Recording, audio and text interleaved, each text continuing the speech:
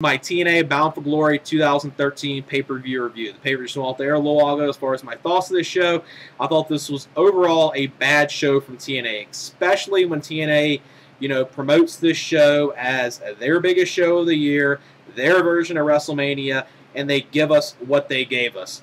Now, you did have a few highlights on the show, like, okay, from top to bottom, the show was not that good, but you did have a few highlights, like the match of the night was easily Kurt Angle and Bobby Roode. That was the match of the night. That was one of the biggest highlights of the show, other than the ending of the show with AJ Styles winning the title. So at least we got one really good match, a fairly good main event, but could have been a little better. But at least with the main event, we did not get an overbooked bullshit ending. But other than those two things on the pay-per-view, the rest of the card was atrocious. You did not have anything good other than that, and you had a few segments of the show that probably definitely was not pay-per-view worthy. Should have been put on Impact, should have just been TV segments. But let me get into the show. Okay, on the pre-show, on Bound for Glory this year, TNA got Spike TV to do an hour-long pre-show, and there was one match on the pre-show, and this was the four-team tag team gauntlet match, and the winners of this will get a shot later on in the evening on Bound for Glory for a shot at the tag team titles. The two teams that started this was Bad Influence and Hernandez and Chavo. This was the biggest highlight of the match, was when these two teams were in there, and then Bad Influence eliminates Hernandez and Chavo, and then the next team comes out there is Joseph Park and Eric Young, and Joe Park and Eric Young, actually, they get the upset victory. They defeat Bad Influence. Then Bad Influence, you see outside the ring Christopher Daniels attacking Joseph Park. He's busted open, taken to the back, and you see Eric Young. He gets hit with Kazarian's finisher in the ring, fade to black, and then basically the ending of this is the BroMans come out there. More or less a handicap match with Eric Young obviously not having Joe Park out there, and the BroMans win this to get a shot at the tag team titles on the pay-per-view. Did not expect the BroMans to win here. I was kind of thinking with Joe Park out of the scene, Eric Young in there, as kind of in the handicap situation, I was expecting them to do an Abyss thing right there, but they didn't do that on the pre-show. They actually did do something on the pay-per-view with Abyss, but that was the segment that probably shouldn't have been on the pay-per-view, but they did do something with Abyss later on in the show. I'll get into that. Pre-show match, not a good match at all, pretty much a bullshit match. And a match like this and what they did on the pre-show definitely does not make people buy the show. I mean, what TNA did here was, okay, they had the hour-long pre-show on Spike TV. They did a fairly good job of hyping the show, but as far as, giving the fans one free match. I mean, during this gauntlet match, we got 2 commercial breaks. I mean, I understand, with them being on television, they have to, pay their sponsors. They have to, obviously have commercials in there to make some revenue, the little revenue TNA actually does make. So they had to do that, but they could have worked out some deal where they had the commercials in a different segment, a different way where the commercials wouldn't interrupt the match. That was probably the thing that really hurt the pre-show match the most, was the interruptions with the commercial breaks.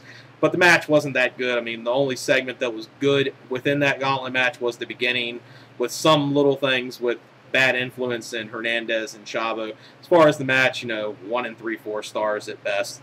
Then the pay-per-view starts. The first match of the pay-per-view is the match I think a lot of fans were looking forward to the most, other than probably Kurt Angle and Roode. This match was the Ultimate X match with Jeff Hardy, with Jeff Hardy, Austin Aries, Chris Sabin, Samoa Joe, and Manik for the X Division title in Ultimate X match. Now, the action in this match was actually good. You saw some good stuff in this match. I really liked the stuff between Aries and Chris Sabin that started it off outside the ring. I liked what they did. Joe looked really good in here. Jeff Hardy got in his spots, and Manik did as well. So everyone got in what they needed to do in here. The ending is what completely killed the match. Okay, They did one thing that kind of made sense a little bit because Jeff Hardy's in this match. They got a ladder involved in the match, so I didn't have any problem with that.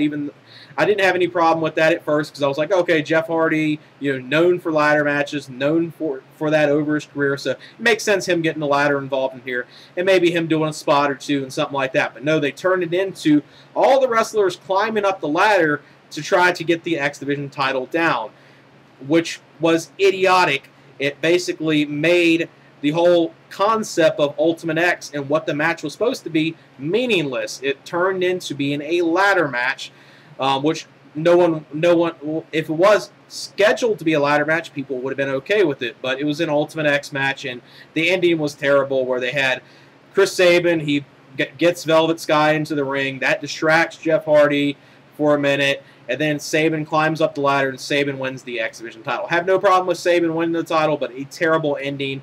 It was supposed to be an Ultimate X match, not a ladder match, and that was terrible, terrible booking.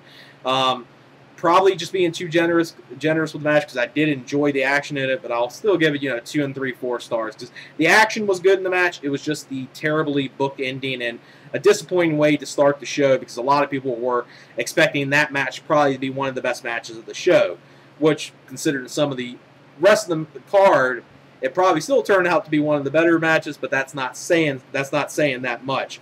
And then after this, they do an Impact type segment, a segment that should have been done on television or not done at all. Bad Influence comes out there. Christopher Daniels, good mic work from him like always. Then Eric Young comes out there. Bad Influence is basically saying, okay, we've been screwed over. We should be involved in the tag team match. Then Eric Young comes out there, saying to Kazarian and Daniels that you turned Joseph Park into a monster. And obviously we knew where this was going. Abyss's music hits, and we see the return of Abyss. He comes out there and saves Eric Young, and that's the end of the segment. So, kind of cool to see Abyss come back, even though when Abyss does return, they don't do much with him, and they should kill off this whole Joe Park thing a long time ago. Then the next matchup is the tag team title match. This is the BroMans, Robbie E. and Jesse versus James Storm and Gunner, and in the corner of the BroMans, you see Mr. Olympia, which obviously was the main reason why they probably won their pre-show match and got this spot. It ended up, unfortunately, beating Gunner and Storm for the tag team titles. The BroMans are the new tag team champions. Not a good tag match at all. I mean, it had its moments in some parts. I mean, I do like James Storm and Gunner. They are a very good tag team, and they work very well with each other, but just wasn't a good tag match. It wasn't. I couldn't really get into it too much, and I hate the outcome of Robbie pinning James Storm and BroMans becoming tag team champions. 1 and 3, 4 stars. Then after this, they have Sting, which was the first inductee into TNA's Hall of Fame, and he's out there talking about Kurt Angle. Kurt Angle comes out there, and this ends in the most weirdest way it does. Kurt Angle, declines being inducted into the Hall of Fame, basically bringing up, recent stuff with him, the whole rehab thing, and basically saying, well, recently I haven't been a Hall of Fame caliber performer and stuff like that, and that's kind of what he said, and Sting was in disbelief. Angle hugged him, Sting was in disbelief then Sting ended up, giving him a hug, patting him on the back, and that ends the segment. So, the segment that I guess needed to be done, but was kind of like, okay, what were they going for there? Then after that, the next matchup was Gail Kim versus Brooke versus ODB for the Knockouts title. A typical women's match from TNA, not that good at all. I mean, it was turning into being a probably watchable match up until the ending. Towards the end of the match, you saw a ref bump with ODB running into the ref, then Gail Kim drop kicking the ref into the corner, so the ref's out. And then you see Lady Tapa get involved. She ends up siding with Gail Kim, power bombs Brooke into the ring. Gail Kim picks the win, so Lady Taba is now with Gail Kim. Obviously, we can already know what they're trying to go with Lady Taba here. They're trying to make her, Kong 2.0. And I guess it makes sense her being with Gail Kim. Gail Kim is kind of the seasoned veteran for the women's division in TNA. Maybe her being with maybe with Lady Taba being with Gail Kim right now, maybe that could help her a bit, because that's obviously what they're trying to turn her into, is Kong 2.0. I mean, everyone sees it. It's so blatant. As far as the match, it was a complete dud. Not that good of a match. Worst match of the night. Then the next matchup was easily the best match of the night. This was Bobby Roode versus Kurt Angle. A lot of good counters, reversals between Angle and Roode here, with Angle locking in the ankle lock, with Bobby Roode reversing into the crippler crossface. Just really good action here. I loved it from beginning to end. The ending, I guess some people would say, came out of nowhere, but it definitely seemed like the ending was a complete shoot. Because I don't think they would have ended the match the way they did if it wasn't a shoot. The ending of the match comes with Angle going to the top, hitting a super angle slam onto Roode, and then Angle is basically knocked out. Roode recovers. Roode basically, gets on to Angle and gets the cover that way, and Bobby Roode wins this match. And then Angle, after the match, you see, the paramedics come out there, put him on the stretcher. And then after he's, look like he's about to be wheeled to the back, he gets off the stretcher and he kind of gets himself up. Obviously, the way this was done with the ending, it definitely seemed like this was not planned, because I don't think they would have planned the ending like that, or planned, the idea that someone would have got a concussion. I mean, with, the whole Benoit tragedy and other things, I don't think any wrestling company would want to do that many, a concussion angle, even though we have seen concussion angles from TNA or WWE in the past few years, but I don't think they would have done. I don't think that's what they were going for here. I mean, it did look like Kurt Angle was really knocked out. I mean, he really knocked himself out there, and I would not be surprised if he did get a concussion there. I mean, the match was great. Obviously, the ending, some people might say, the ending wasn't the greatest, but the ending, obviously, they did not plan that, but Angle put everything out there. It was a great match, definitely match of the night. I would probably say, 3.5 stars, maybe even 3 3/4, at least 3.5 stars. It was a really good match with Roode and Angle. Really good stuff in there, and really the one thing that everyone needs to see on this pay-per-view is that match. Then the next matchup is the debut of Ethan Carter III versus Norm Furman, which is, jobber that TNA uses. And this was a job match, obviously, just to get EC3 over, which I don't think anyone, was wooed over by him or liked him that much. Short match, he gets it, just a typical squash match, a dud or a 1 star at best. Then the next matchup is Magnus versus Sting. Now, this match actually wasn't that bad. I mean, I actually did not mind it. It started off a little slow, and yes, it kind of was somewhat your typical Sting match, but it wasn't too bad. I mean, the only thing with it is the outcome is kind of mute and doesn't really matter too much. Sting was over with the crowd, but the thing is with this match was supposed to get Magnus over as, their next big attraction, their next big star. And Sting, tried his best, to put him over like that. But it really was, okay, Magnus did get the win in here. Sting taps out of the Texas Cloverleaf, but Magnus really doesn't gain much from it.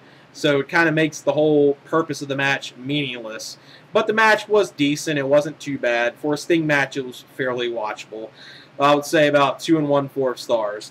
Then the next matchup was the main event. This was AJ Styles versus Bully Ray for the TNA World Heavyweight title in a no disqualification match.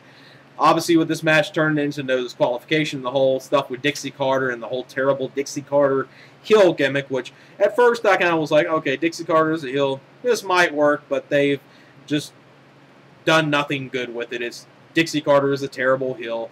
No one likes that part of it.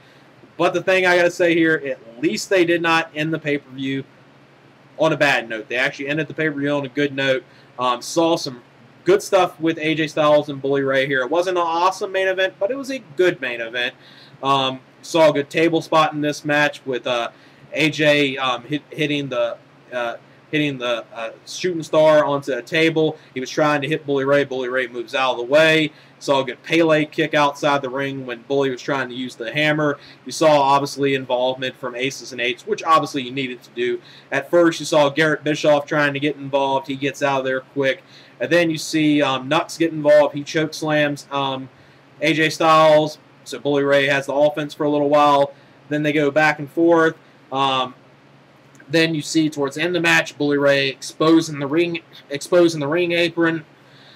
Obviously going for him hitting the pile driver. That's what he was setting up to do. Then you see Dixie Carter coming out there. This was the part when I was worried that this was going to have a terrible ending for the pay-per-view. I was like, okay, this is a bad show, but please don't end it even worse than what you could.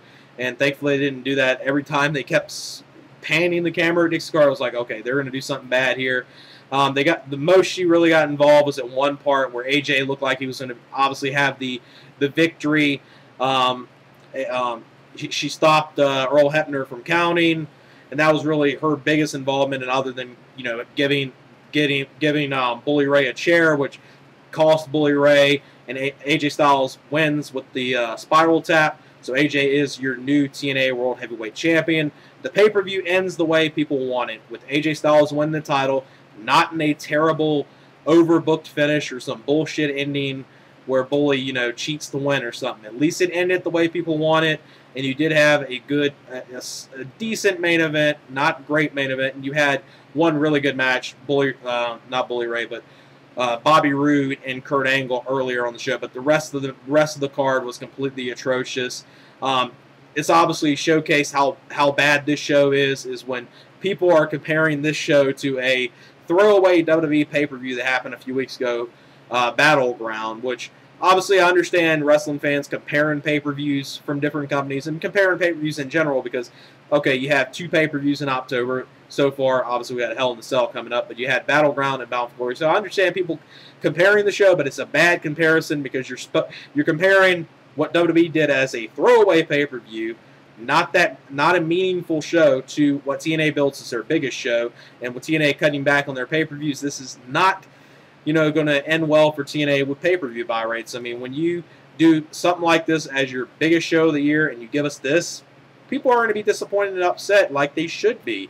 Even when you have a good ending to end the show and you have one really good match, when you have most of the card as atrocious as it was, and as the Ultimate X match was a complete disappointment and terribly booked, fans are going to be upset, and they should be. As far as the whole overall show, I'll probably give the show about 5.5 out of 10, maybe a 5.7, just because AJ did win the title and you did have one good match, but still a bad show and probably one of the worst shows of the year.